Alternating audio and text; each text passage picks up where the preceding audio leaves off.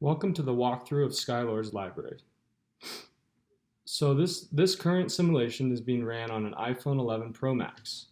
And we're going to start by looking at just the splash screen. So we're going to reload the application. As you can see, we have our custom logo right there. And we're greeted by the welcome screen. And the welcome screen just has the name of the brand and then our slogan. So from here, we can go to the hamburger menu. We can see we have Get Started, Learn More, Sign Up, Sign In. We also have Get Started button at the bottom. So let's go ahead and follow the native path. We'll go Get Started. And from here, we just have some more information on Skylord's app, library app, and then we have a Sign Up, Sign In button, and we can also learn more if we want to know more.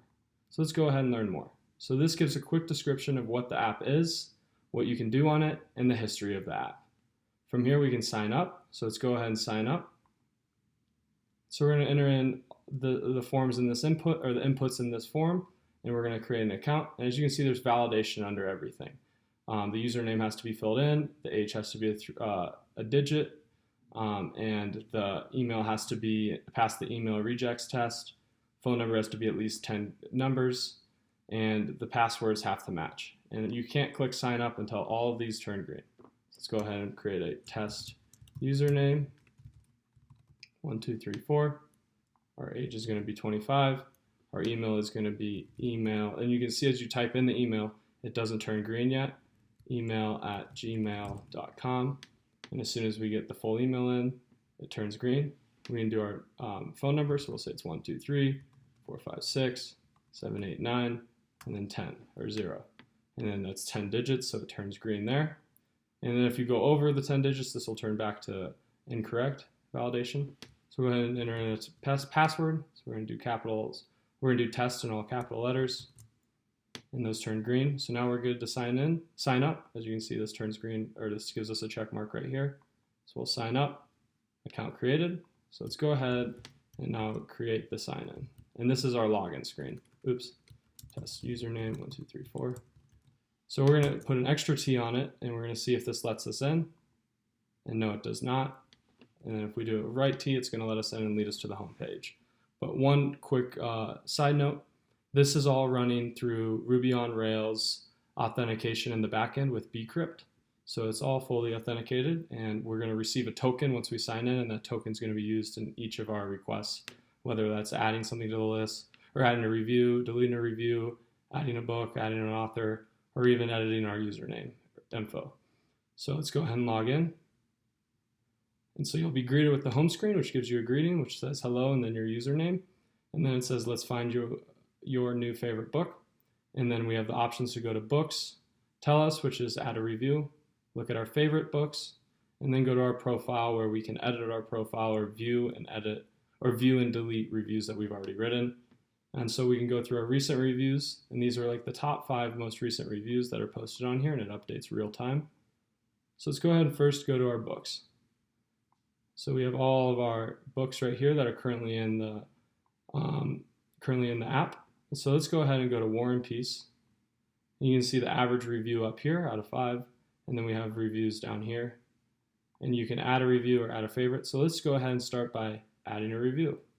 So it automatically fills in with War and Peace and the author's name. On the contrary, if you click to add a review right here or tell us, you could do the same thing. You could say War and Peace, and that'll turn green right here. Like this has to be either an existing title or a new title in order for this to be green and to be authenticated. So let's make a new book. Let's say this is War and Peace 2. We're going to add a book.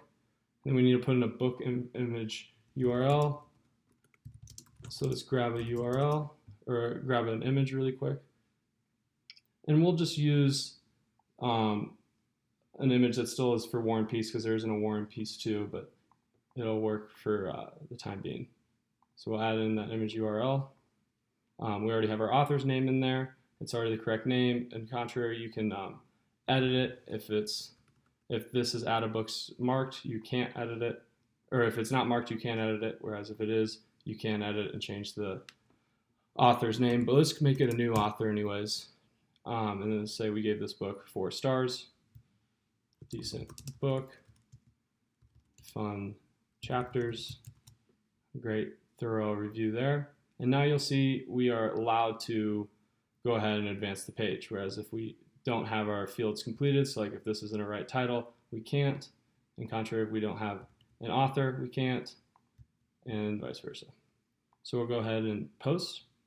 So now it's uploading, and boom, we have our new review showing up first in recent reviews. If we go to books, you'll see our new books added at the bottom. We can click in it and see it.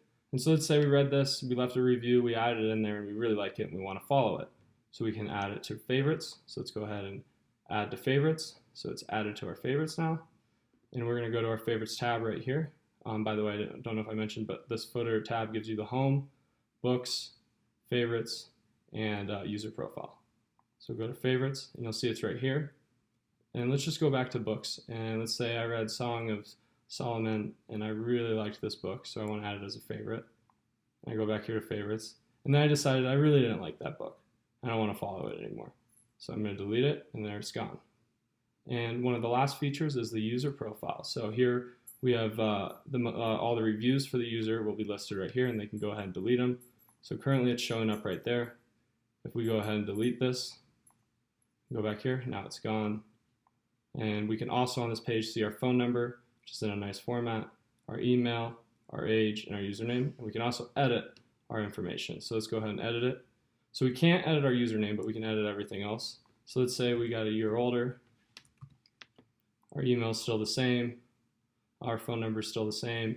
And this validation is also the same as the inputs page. So the phone number needs to be 10, and the email needs to be a valid email. So we turn 26. We're just going to keep our same password. So we're going to enter in the password right there as the new password. Our old password is the new password. And you'll notice too, you can't advance in this page until these forms are all completed. So we'll go ahead and press make changes. So profile is updated. We go back, and boom, now we're 26 years old. And so then once we have had our full fun day on Skylar's Library app, we've written all of our reviews, we can go up here to this hamburger menu, and we can sign out. And then that'll fully sign you out. And if you go back to the hamburger menu, you don't have an option to go back to those other pages we had when we were authenticated. And yeah, so that is the Skylar's Library app. And this is it being presented on an iOS device. It also runs on Android, and it runs on most iPhone models and some tablets as well.